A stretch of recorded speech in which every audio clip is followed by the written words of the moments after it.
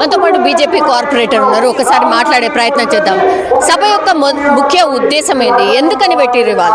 Congress party ఇదే సభ సాక్షిగా ఇదే ప్రాంగణంలో వచ్చి డిక్లరేషన్ల పేరు మీద కేవలం ఓట్ల కోసం అని చెప్పి ప్రజలను మోసం చేశారు. అదే ప్రజలను ఇక్కడికి తీసుకొచ్చి వాళ్ళతోనే ఉద్యమంని ప్రారంభించడానికి అని చెప్పి ఈరోజు సభ పెట్టాం. కాంగ్రెస్ పార్టీ ఏమన్నంటే మేము 6 డిక్లరేషన్లు వగైరా అన్ని హామీలు ఇచ్చామని చెప్పి ప్రతి ఒక్క తెలంగాణ గుడి మీద ప్రమాణం చేశారు రేవంత్ రెడ్డి గారు. కానీ వాళ్ళు చేసిన 6 అబద్ధాలు 66 మోసాలని, సంవత్సర కాలం వైఫల్యాన్ని, హైడ్రా పేరు మీద చేస్తున్న హైడ్రామాని, మూసి ప్రక్షాళన పేరు మీద చేస్తున్న కేవలం కమిషన్ల కోసం చేస్తున్న రాజకీయాన్ని ఎండగట్టడానికి అని చెప్పి ఈరోజు మేము ఇక్కడికి వచ్చాము. మాతో పాటు మేము సైతం అని చెప్పి ప్రతి ఒక్కరు కూడా వాళ్ళ అడుగు ముందుకేశారు. కాబట్టి ఈ సభ నుంచి ఈరోజు మేము పోరుబాట స్టార్ట్ చేస్తున్నాము. మళ్ళా వాళ్ళు ఇచ్చిన హామీలన్నీ నెరవేర్చాలి, లేదంటే సేమ్ కేటీఆర్ కేసీఆర్ ముల్లా మూట సదురుకొని ఎట్లాగైతే ప్రగతి భవన్ వదిలిపోయారో అట్లాగే వాళ్ళు వదిలిపోయే వరకు మా ఉద్యమం కొనసాగుతుంది. ఒకటి చేస్తూ వస్తున్నారు కదా, ఎందుకంటే ఖజానా ఖాళీ ఉంది, అందుకని ఒకటి సమకూర్చుకుంటున్నాం చేస్తున్నాం అనేటువంటి మాట చెప్తూ ఉన్నారు. ఒకటి అంటే డబ్బులు సమకూర్చుకోవడం తర్వాత చేయడం స్టార్ట్ చేశారు కదా. ఖజానా ఖాళీ ఉందని చెప్పి ఒక లేమన్, ఒక నార్మల్ గా చదువు రాని వాళ్ళు, ఒక ఊరి వాళ్ళు మాట్లాడితేనన్నా ఏదన్నా అందం దాంట్లో. కానీ ఒక ముఖ్యమంత్రి స్థాయిలో ఉండి కేంద్ర మంత్రుల స్థాయిలలో పనులు చేసి మంత్రులైన వాళ్ళు, కాంగ్రెస్ పార్టీలో ఉన్న వాళ్ళు, మొత్తం దేశానికే దిక్చూసి అని చెప్పుకునే రాహుల్ గాంధీ లాంటి వాళ్ళు ఖజానా లేకుండా హామీలు ఇచ్చారు అని అంటే అదొక జోక్, ఒక కామెడీ. కాబట్టి అట్లాంటి తప్పుడు హామీలు కేవలం ఓట్ల కోసం అని చెప్పి ప్రజలకు ఇస్తే ప్రజలు ఒక్కొక్కరు రాళ్లతో కొట్టి తరుముతారని చెప్పి వాళ్ళు గుర్తు చేసుకోవాలి. కాబట్టి ఈరోజు ఈ సభ. కానీ కాంగ్రెస్ అండ్ బీఆర్ఎస్ ఏదో సభలు పెట్టి క్వశ్చన్ చేస్తున్నాయనో లేకపోతే సంబరాలు చేసుకుంటున్నాయనో దానివల్లనే మీరు ఈరోజు కాంపిటీషన్గా సభ పెట్టిండ్రంటే ఏమంటారు? నేను మిమ్మల్ని అడుగుతానండి, not being an opposition party, నేను మిమ్మల్ని అడుగుతున్నాను. రేవంత్ రెడ్డి గారు తులం బంగారం ఇస్తానని చెప్పి అమ్మాయిలకు చెప్పిండు. అమ్మాయిల పెళ్లిళ్ళు అయిపోయి వాళ్ళకి పిల్లలు పుట్టారు, కానీ తులం బంగారం ఎక్కడొచ్చిందండి? రేషన్ కార్డులు ఇస్తామన్నారు, రైతు భరోసా ఇస్తానం, కౌలు రైతులకు 15,000 ఇస్తారన్నారు, ఎక్కడ వచ్చింది? అన్ని కేవలం మూట ఇట్లా చూపించడానికి తప్ప నిజంగా కూడా ఎక్కడ ప్రజలకు రాలేదు. మీరు ఒక్కసారి రోడ్లపైకి వచ్చి చూడండి, 10,000కి 1,00,000 రూపాయలకి కూడా మేము వేడుకోవాల్సిన స్థితిలో ఈ రోజు ఉన్నాం. కాంట్రాక్టర్ బిల్లులే, ఉద్యోగస్తులకు జీతాలు లేవు, ఎక్కడ ఉన్నది అక్కడే వదిలేశారు. ఈ రోజు అభివృద్ధి కుంటిన పడింది. కాబట్టి తెలంగాణను రక్షించుకునే బాధ్యత తెలంగాణ బిడ్డలది. కాబట్టి ఇవాళ బీజేపీ పార్టీ అని కాదు, ప్రతి ఒక్క తెలంగాణ పౌరుడు ముందుకు రావాలని చెప్పి మేము కోరుకుంటున్నాం. Thank you. బీజేపీ బహిరంగ సభకు చాలా మంది నాయకులు వస్తూ ఉన్నారు. ఎక్కడి నుంచి వచ్చారు? ఇబ్రాహీంపట్నం నుంచి వచ్చాము. ఇబ్రాహీంపట్నం నుంచి. ఓకే, ఈ సభ ముఖ్య ఉద్దేశం ఏంటి? ఏదైతే ప్రభుత్వం ఉందో పార్టీ ఏదైనా ప్రజల కోసం పనిచేయాలి.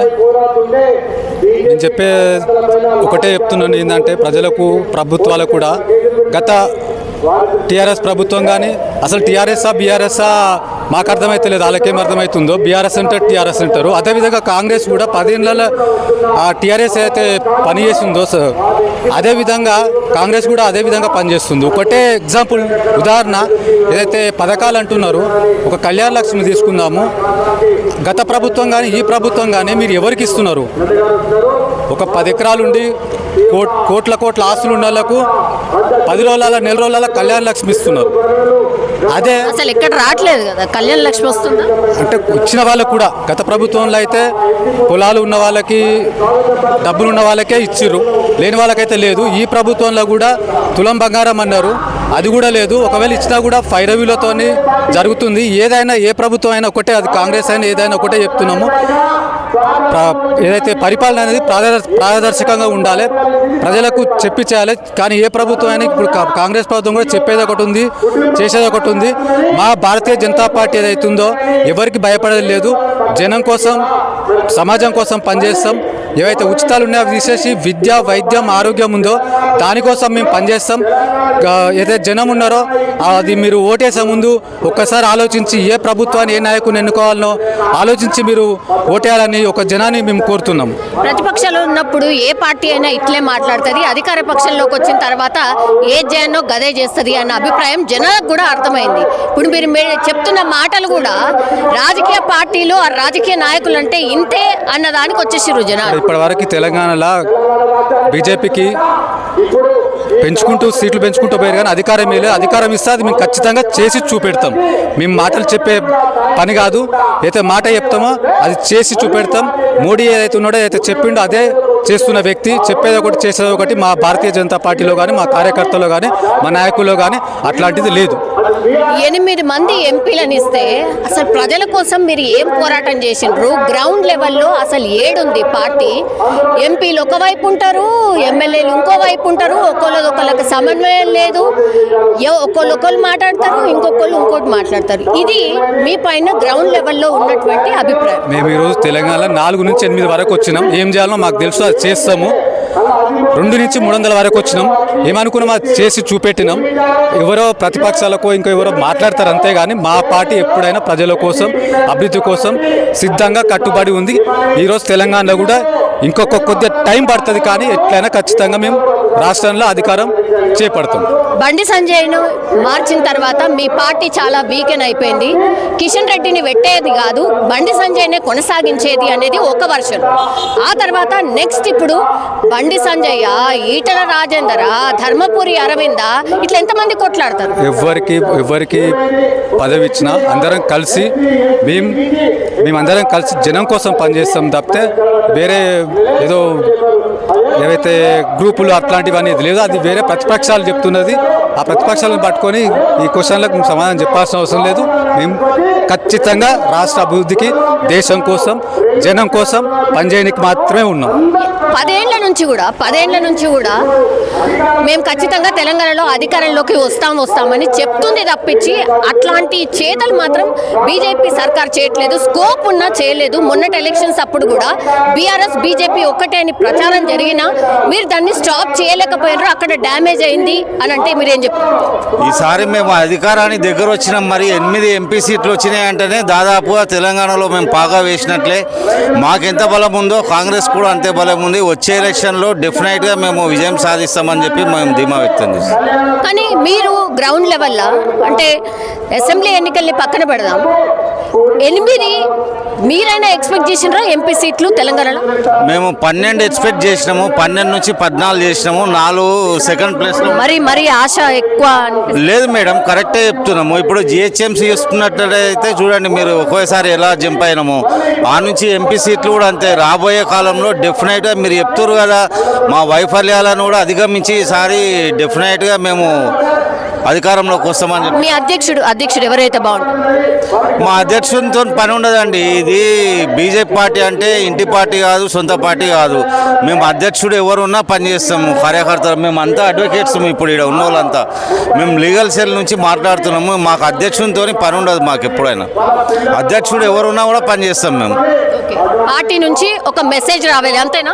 అంతే. అట్లే వర్క్ చేస్తుందా బీజేపీ పార్టీ ఏం చెప్తే దాన్ని స్టాండ్ బై తీసుకొని మేము పని చేస్తాము. ఈ అధ్యక్షుడు ఇతను ఉండాలని బీజేపీ కార్యకర్తలు ఎవ్వరు కూడా కోరుకోరు మేడం. బీజేపీ సరూర్ నగర్ లో భారీ బహిరంగ సభ నిర్వహిస్తోంది. పెద్ద నాయకులు అందరూ సభకు ఆల్రెడీ వస్తున్నారు కాబట్టి ఒక్కసారి మాట్లాడే ప్రయత్నం చేద్దాం. సార్, ఈ రోజు సభ నిర్వహించడానికి రీజన్ ఏంటి? అంటే ఈ రోజుకి ఎగ్జాక్ట్ గా కాంగ్రెస్ సర్కార్ ఫామ్ అయి 7 ఏడాది గడుస్తోంది. మీకు ఎట్లా అనిపించింది పరిపాలన? ఆఫ్ కోర్స్ మీ ట్యాగ్ లైన్ చూసామనుకోండి, బట్ స్టిల్ కాంగ్రెస్ పార్టీ అధికారంలో వచ్చి సంవత్సరం సందర్భంలో అధికారంలో లేనప్పుడు ఇదే రేవంత్ రెడ్డి గారు టీపీసీసీ ప్రెసిడెంట్గా ఉన్నప్పుడు అనేకమైన హామీలు ఇవ్వడం జరిగింది. ఆ హామీల వల్ల ప్రజలు మరి నమ్మి భారతీయ జనతా పార్టీని కాదని చెప్పి కాంగ్రెస్ పార్టీకి ఓటేయడం కూడా జరిగింది. కేవలం ఒక సంవత్సరం లోపట్నే ఏదైతే గ్యారెంటీల సంగతి పక్కన పెట్టండి, హామీల సంగతి పక్కన పెట్టండి, కనీసం ఏదైతే నార్మల్గా చేసే ప్రక్రియ ఏదైతే ఉంటుందో అది కూడా చేయలేరు. మనం ఏ గ్రామం పోయినా కూడా రైతులు ఎంత ఇబ్బంది పడుతున్నారో, రైతులు పండిన ధాన్యాన్ని వాళ్ళ రోడ్డు పైన వేస్తున్నారు.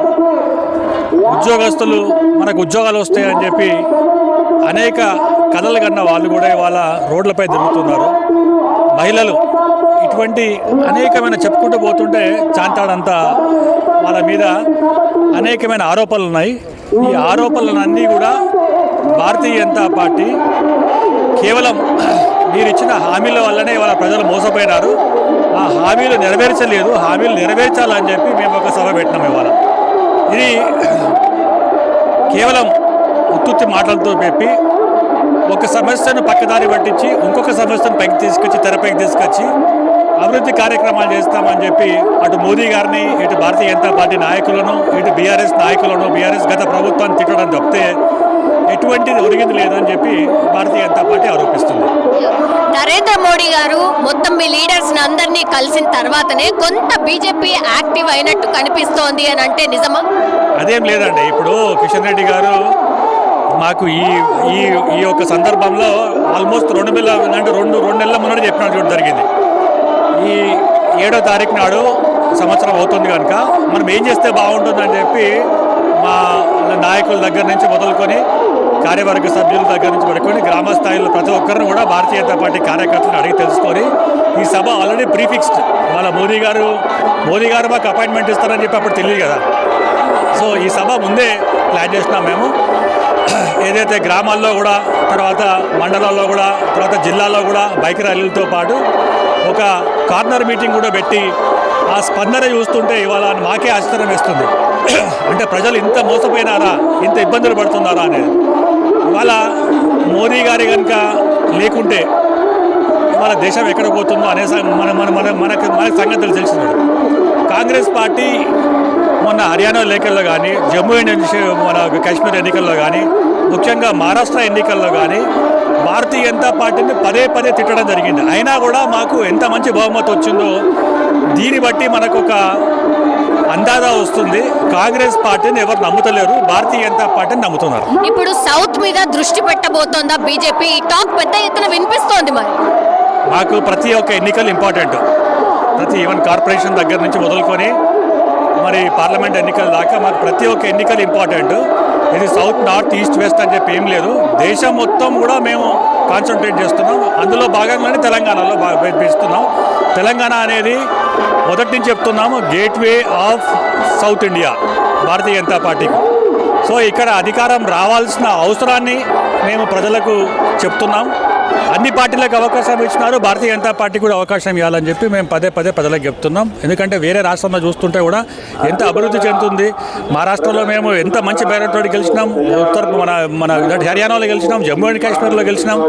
సో ఇవన్నీ ఒక తలమానికం మాకు. వీటి గురించి మేము ఎక్కువ ప్రచారం చేస్తాం. ఇప్పుడు 5-10 రోజుల నుంచి మాత్రమే హడావిడి పడుతోంది బీజేపీ, ఆ తర్వాత కామ్ అయిపోతుంది. ఏం లేదండి. మేము హైడ్రా గురించి మాట్లాడినాం, మూసీ ప్రక్షాళన గురించి మాట్లాడినాం, తర్వాత ఇవాళ 6 గ్యారెంటీలు 66 మోసాల గురించి కూడా మాట్లాడుతున్నాం మేము.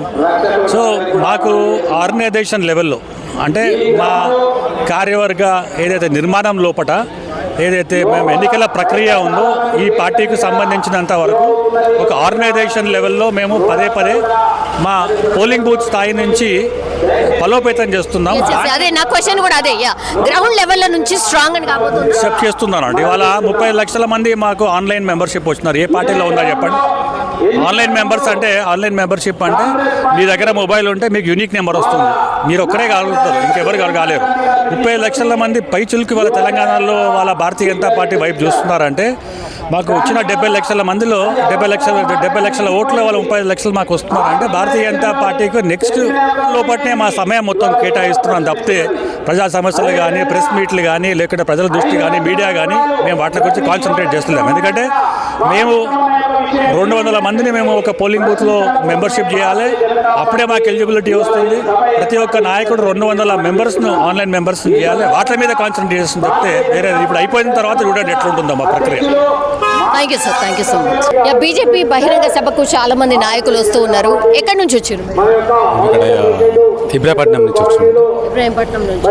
ఓకే, ఈ సభ ముఖ్య ఉద్దేశం ఏంది? ఏదైతే ప్రభుత్వం ఉందో పార్టీ ఏదైనా ప్రజల కోసం పనిచేయాలి. నేను ఒకటే చెప్తున్నాను ఏంటంటే ప్రజలకు, ప్రభుత్వాలకు కూడా గత టీఆర్ఎస్ ప్రభుత్వం కానీ అసలు టీఆర్ఎస్ఆ బీఆర్ఎస్ఆ మాకు అర్థమైతే లేదు. వాళ్ళకేం అర్థమవుతుందో బీఆర్ఎస్ అంటారు, టీఆర్ఎస్ అంటారు. అదేవిధంగా కాంగ్రెస్ కూడా 10 ఏళ్ళ టీఆర్ఎస్ అయితే పని చేసిందో అదేవిధంగా కాంగ్రెస్ కూడా అదేవిధంగా పనిచేస్తుంది. ఒకటే ఎగ్జాంపుల్, ఉదాహరణ ఏదైతే పథకాలు అంటున్నారో ఒక కళ్యాణ లక్ష్మి తీసుకుందాము. గత ప్రభుత్వం కానీ ఈ ప్రభుత్వం కానీ మీరు ఎవరికి ఇస్తున్నారు? ఒక 10 ఎకరాలుండి కోట్ల ఆస్తులు ఉన్న వాళ్ళకు 10 రోజుల నెల రోజుల కళ్యాణ లక్ష్మి ఇస్తున్నారు. అదే అసలు ఎక్కడ రావట్లేదు కదా, కళ్యాణ లక్ష్మి వస్తుందా? అంటే ఇచ్చిన వాళ్ళకు కూడా గత ప్రభుత్వంలో అయితే పొలాలు ఉన్న వాళ్ళకి డబ్బులు ఉన్న వాళ్ళకే ఇచ్చిర్రు, లేని వాళ్ళకైతే లేదు. ఈ ప్రభుత్వంలో కూడా తులం బంగారం అన్నారు, అది కూడా లేదు. ఒకవేళ ఇచ్చినా కూడా ఫైరవీలతో జరుగుతుంది. ఏదైనా ఏ ప్రభుత్వం అయినా ఒకటే, అది కాంగ్రెస్ అయినా ఏదైనా ఒకటే చెప్తున్నాము. ఏదైతే పరిపాలన అనేది పారదర్శకంగా ఉండాలి, ప్రజలకు చెప్పి చేయాలి. కానీ ఏ ప్రభుత్వం అయినా ఇప్పుడు కాంగ్రెస్ ప్రభుత్వం కూడా చెప్పేది ఒకటి ఉంది, చేసేది ఒకటి ఉంది. మా భారతీయ జనతా పార్టీ ఏదైతుందో ఎవరికి భయపడేది లేదు. జనం కోసం, సమాజం కోసం పనిచేస్తాం. ఏవైతే ఉచితాలు ఉన్నాయో అవి తీసేసి విద్య, వైద్యం, ఆరోగ్యం ఉందో దానికోసం మేము పనిచేస్తాం. ఏదైతే జనం ఉన్నారో అది మీరు ఓటేసే ముందు ఒక్కసారి ఆలోచించి ఏ ప్రభుత్వాన్ని, ఏ నాయకుని ఎన్నుకోవాలనో ఆలోచించి మీరు ఓటేయాలని ఒక జనాన్ని మేము కోరుతున్నాం. ప్రతిపక్షంలో ఉన్నప్పుడు ఏ పార్టీ అయినా ఇట్లే మాట్లాడుతుంది, అధికార పక్షంలోకి వచ్చిన తర్వాత ఏ జయాన్నో గదే చేస్తుంది అన్న అభిప్రాయం జనాలకు కూడా అర్థమైంది. ఇప్పుడు మీరు చెప్తున్న మాటలు కూడా రాజకీయ పార్టీలు, ఆ రాజకీయ నాయకులు అంటే ఇంతే అన్న దానికి వచ్చేసిరు జనాలు. ఇప్పటివరకు తెలంగాణలో బీజేపీకి సీట్లు పెంచుకుంటూ పోయారు, కానీ అధికారం లేదు. అధికారం ఇస్తే అది మేము ఖచ్చితంగా చేసి చూపెడతాం. మేము మాటలు చెప్పే పని కాదు, అయితే మాట చెప్తామో అది చేసి చూపెడతాం. మోడీ ఏదైతే ఉన్నాడో, ఏదైతే చెప్పిండో అదే చేస్తున్న వ్యక్తి. చెప్పేది ఒకటి, చేసేది ఒకటి. మా భారతీయ జనతా పార్టీలో కానీ, మా కార్యకర్తల్లో కానీ, మా నాయకుల్లో కానీ అట్లాంటిది లేదు. 8 మంది ఎంపీలను ఇస్తే అసలు ప్రజల కోసం మీరు ఏం పోరాటం చేసిండ్రు? గ్రౌండ్ లెవెల్లో అసలు ఏడుంది పార్టీ? ఎంపీలు ఒకవైపు ఉంటారు, ఎమ్మెల్యేలు ఇంకోవైపు ఉంటారు, ఒకళ్ళకి సమన్వయం లేదు. ఒకళ్ళు మాట్లాడతారు, ఇంకొకళ్ళు ఇంకోటి మాట్లాడతారు. ఇది మీ పైన గ్రౌండ్ లెవెల్లో ఉన్నటువంటి అభిప్రాయం. మేము ఈరోజు తెలంగాణలో 4 నుంచి 8 వరకు వచ్చినాం. ఏం చేయాలో మాకు తెలుసు, అది చేస్తాము. 2 నుంచి 300 వరకు వచ్చినాం. ఏమనుకున్నాం అది చేసి చూపెట్టినాం. ఎవరో ప్రతిపక్షాలకు ఇంకా ఎవరో మాట్లాడతారు, అంతేగాని మా పార్టీ ఎప్పుడైనా ప్రజల కోసం, అభివృద్ధి కోసం సిద్ధంగా కట్టుబడి ఉంది. ఈరోజు తెలంగాణలో కూడా ఇంకొక కొద్దిగా టైం పడుతుంది, కానీ ఎట్లయినా ఖచ్చితంగా మేము రాష్ట్రంలో అధికారం చేపడతాం. బండి సంజయ్ను మార్చిన తర్వాత మీ పార్టీ చాలా వీకెన్ అయిపోయింది. కిషన్ రెడ్డిని పెట్టేది కాదు, బండి సంజయ్నే కొనసాగించేది అనేది ఒక వర్షన్. ఆ తర్వాత నెక్స్ట్ ఇప్పుడు బండి సంజయ్, ఈటల రాజేందర్, ధర్మపురి అరవింద, ఇట్లా ఎంతమంది కొట్లాడతారు? ఎవరికి పదవి ఇచ్చినా అందరం కలిసి మేమందరం కలిసి జనం కోసం పనిచేస్తాం తప్పితే వేరే ఏదో ఏవైతే గ్రూపులు అట్లాంటివన్నీ లేదు. అది వేరే ప్రతిపక్షాలు చెప్తున్నది. ఆ ప్రతిపక్షాలను పట్టుకొని ఈ క్వశ్చన్లకు సమాధానం చెప్పాల్సిన అవసరం లేదు. మేము ఖచ్చితంగా రాష్ట్ర అభివృద్ధికి, దేశం కోసం, జనం కోసం పనిచేయడానికి మాత్రమే ఉన్నాం. 10 ఏళ్ల నుంచి కూడా మేము ఖచ్చితంగా తెలంగాణలో అధికారంలోకి వస్తామని చెప్తుంది తప్పించి అట్లాంటి చేతలు మాత్రం బీజేపీ సర్కార్ చేయట్లేదు. స్కోప్ ఉన్నా చేయలేదు. మొన్నటి ఎలక్షన్స్ అప్పుడు కూడా బీఆర్ఎస్, బీజేపీ ఒక్కటే అని ప్రచారం జరిగినా మీరు దాన్ని స్టాప్ చేయలేకపోయారు. అక్కడ డ్యామేజ్ అయింది అని అంటే మీరేం చెప్తారు? ఈసారి మేము అధికారానికి దగ్గర వచ్చినాం. మరి 8 ఎంపీ సీట్లు వచ్చినాయి అంటేనే దాదాపుగా తెలంగాణలో మేము పాగా వేసినట్లే. మాకెంత బలం ఉందో కాంగ్రెస్ కూడా అంతే బలం ఉంది. వచ్చే ఎలక్షన్లో డెఫినెట్గా మేము విజయం సాధిస్తామని చెప్పి మేము ధీమా వ్యక్తం చేస్తాం. కానీ మీరు గ్రౌండ్ లెవెల్లో అంటే అసెంబ్లీ ఎన్నికల్ని పక్కన పెడదాం, 8 మీరైనా ఎక్స్పెక్ట్ చేసినారా ఎంపీ సీట్లు తెలంగాణలో? మేము 12 ఎక్స్పెక్ట్ చేసినాము. 12 నుంచి 14 చేసినాము. 4 సెకండ్ ప్లేస్లో. మరి ఆశ ఎక్కువ లేదు మేడం, కరెక్టే చెప్తున్నాము. ఇప్పుడు జిహెచ్ఎంసీ చూసుకున్నట్లయితే చూడండి మీరు, ఒకేసారి ఎలా జంప్ అయినాము. ఆ నుంచి ఎంపీ సీట్లు కూడా అంతే. రాబోయే కాలంలో డెఫినెట్గా మీరు చెప్తున్నారు కదా, మా వైఫల్యాలను కూడా అధిగమించి ఈసారి డెఫినెట్గా మేము అధికారంలోకి వస్తామని. మీ అధ్యక్షుడు ఎవరైతే బాగుంటుంది? మా అధ్యక్షునితో పని ఉండదండి. ఇది బీజేపీ పార్టీ అంటే ఇంటి పార్టీ కాదు, సొంత పార్టీ కాదు. మేము అధ్యక్షుడు ఎవరున్నా పని చేస్తాము, కార్యకర్తలు మేము అంతా అడ్వకేట్స్. ఇప్పుడు ఇక్కడ ఉన్న వాళ్ళంతా మేము లీగల్ సెల్ నుంచి మాట్లాడుతున్నాము. మాకు అధ్యక్షునితో పని ఉండదు. మాకు ఎప్పుడైనా అధ్యక్షుడు ఎవరున్నా కూడా పని చేస్తాం మేము. పార్టీ నుంచి ఒక మెసేజ్ రావాలి, అంతేనా? అంతే. అట్లే వర్క్ చేస్తుందా బీజేపీ పార్టీ ఏం చెప్తే దాన్ని స్టాండ్ బై తీసుకొని మేము పని చేస్తాము. ఈ అధ్యక్షుడు ఇతను ఉండాలని బీజేపీ కార్యకర్తలు ఎవ్వరు కూడా కోరుకోరు మేడం. తెలంగాణకు సంబంధించి కాంగ్రెస్ పార్టీ ఏర్పడి ఏడాది గడుస్తోంది. ఇయాలకి కరెక్ట్ సంవత్సరం అయింది. అందులో భాగంగానే బీజేపీ కూడా భారీ బహిరంగ సభ నిర్వహిస్తోంది. సో వాళ్ళు డిమాండ్ చేస్తుంది ఏంటి? ఎందుకంటే వాళ్ళు ఒకటి పూర్తిగా ఒక బీజేపీ కాంగ్రెస్ పార్టీ వైఫల్యాలను ఎండగడుతూ కాంగ్రెస్ గ్యారంటీ గారడి అబద్ధాలు 6 అబద్ధాలు 66 మోసాలు అంటూ కూడా ఏడాది పాలనలో పూర్తిగా వైఫల్యం చెందింది కాంగ్రెస్ పార్టీ అంటూ బీజేపీ తన వాదన వినిపిస్తోంది. భారీ బహిరంగ సభ కూడా నిర్వహిస్తోంది. చాలా మంది కార్యకర్తలు సభకు వస్తూ ఉన్నారు. ఎక్కడి నుంచి వచ్చారు, వాళ్ళ వర్షన్ ఏంటి, సభ ఉద్దేశం ఏంటి, ఒక్కసారి కనుక్కునే ప్రయత్నం చేద్దాం. ఎక్కడి నుంచి వస్తున్నారు? మేము బోడుపల్లి మున్సిపాలిటీ నుంచి వచ్చాము. ఏవైతే 6 గ్యారంటీలు ఇచ్చి గద్దెదెక్కిన రేవంత్ ప్రభుత్వం 6 గ్యారంటీలు కాదు 6 మోసాలు 66 అబద్ధాలు ఆడిండు. గద్దెనెక్కి ఇప్పుడు అతను వచ్చి 12 నెలలు అవుతున్నా ప్రజలకు ఏం చేసిండు, ఏం చెయ్యబోతున్నాడు అనే విషయాలు చెప్పకుండా ఇప్పుడు విజయోత్సవాలు ఎందుకు చేసుకుంటుండు, ఏం సాధించిండని విజయోత్సవాలు చేసుకుంటారు. 6 గ్యారంటీలో ఏవైనా నెరవేరినా ఒకటి బస్ ఫ్రీ ఇచ్చిండు, కానీ ఆటో వాళ్ళను మొత్తం అన్యాయం చేసిండు. తర్వాత రైతు భరోసా అన్నాడు, ఇవ్వలేదు. మహాలక్ష్మి పథకం కింద 2500 అన్నాడు, ఇవ్వలేదు. విద్యార్థులకి స్కూటీలు ఇస్తా అన్నాడు, ఇవ్వలేదు. ఇట్లా 6 గ్యారంటీలు, కళ్యాణ లక్ష్మి ఇస్తా అన్నాడు, తులం బంగారం ఇస్తా అన్నాడు. ఇట్లా ఈ రకంగా 6 గ్యారంటీలు చెప్పి గద్దెనెక్కి ప్రజలను మొత్తం మోసం చేసిండు. అందుకు నిరసనగా ఈరోజు మేము ఈ మహా బహిరంగ సభను ఏర్పాటు చేయడం జరిగింది. ఇప్పుడు ఏడాది పాటు అసలు ఎక్కడ బీజేపీ ఉంది అని అంటే మీ ఉనికే లేదు, ప్రజల కోసం పోరాటం చేసింది లేదు. కానీ ఈ రోజు మోసాలు వైఫల్యాలు అంటూ మాట్లాడుతున్నారు. ఎట్లా లేదు, బీజేపీ ప్రతి నాయకుడు ప్రజాక్షేత్రంలో నిరంతరం ఈ కాంగ్రెస్ ఇచ్చిన 6 గ్యారంటీల గురించి నిరంతరం పోరాటాలు చేస్తూనే ఉంటుండు. ప్రతి క్షణం మా బీజేపీ కార్యకర్తలు ప్రజల్లోనే ఉంటారు, ఈ విధానాలను ఎండగడుతూనే ఉంటారు. ఖచ్చితంగా ఏదైతే ఎంతసేపు ఈ గవర్నమెంట్కు తెలంగాణ తల్లి విగ్రహాన్ని మార్చాలని ఉన్న సోయి ఈ ప్రజా సంక్షేమం మీద లేదు.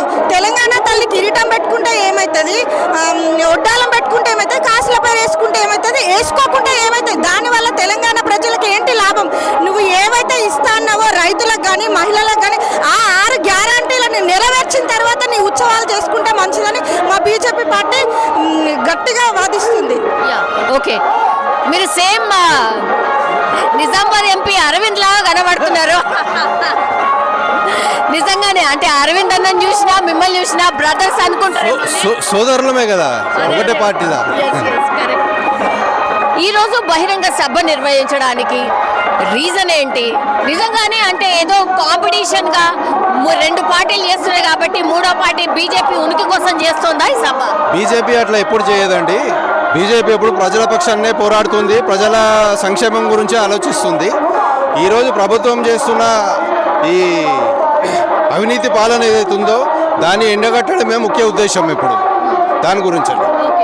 సో మీ ఎవరైతే ఇక్కడ ఉన్నటువంటి ఎన్నుకోబడినటువంటి లీడర్స్ ఎవరైతే ఉన్నారో వాళ్ళ మధ్య అసలు సమన్వయమే లేదు, ప్రజల కోసం అసలు పోరాటాలే చేయట్లేదు, ఒక్కోళ్ళు ఆధారి ఒక్కోళ్ళు ఈ దారి ఇట్లా ఉన్నారు అనేది బాగా పెద్ద ఎత్తున ప్రచారం జరుగుతుంది. అది ప్రచారం మాత్రమేనండి, వాస్తవం అది కాదు. వాస్తవంగా బీజేపీ నాయకులు ఎవరైనా కానీ ప్రజల గురించి ఆలోచిస్తున్నారు, ప్రజల సంక్షేమం గురించి వాళ్ళు పోరాటం చేస్తున్నారు, చేస్తూనే ఉంటారు ఎప్పటికీ. ఇప్పుడు బీజేపీ చేస్తుంది పోరాటం కాంగ్రెస్ మీద ఒక్కదాని మీదేనా, లేకపోతే Congress and as well as BRS మీద? 10 ఏళ్ల బీఆర్ఎస్ పాలన, తుగ్లక్ పాలన, ఆ 10 ఏళ్ల పాలన సరిపోను, ఏడాది పాలన తుగ్లక్ పాలన. బీఆర్ఎస్ కాంగ్రెస్ 2 దొంగలే. వచ్చేది బీజేపీ ప్రభుత్వము. ఖచ్చితంగా ఈ ఏడాది లోపల రేవంత్ రెడ్డి ఎంత బూటకు మాటలు, అబద్ధం మాటలు, అవినీతి పరంగా ప్రజలు అన్ని రకాలుగా మోసం చేసినాడు. కాబట్టి 6 గ్యారంటీలు 66 మోసాలతోటి కార్యక్రమం తీసుకున్నాము. ఖచ్చితంగా 2 పార్టీలు బీఆర్ఎస్ కాంగ్రెస్ 2 దొంగ పార్టీలే. వచ్చేది ప్రజలు విశ్వాసం ఉంచేది బీజేపీ అయినే. వచ్చే ప్రభుత్వం బీజేపీ ప్రభుత్వమే. ఏడాది అండి, ఇంకా కొంచెం టైం ఇవ్వచ్చు కదా, అడ్జస్ట్ కావడానికి 6 నెలలు పడుతుంది. అప్పుడే మీరు పోరాటాలు అంటే ఎట్లా? వాళ్ళు చెప్పిన ఎజెండా 100 రోజులలో 6 గ్యారంటీలు అమలు చేస్తున్నారు.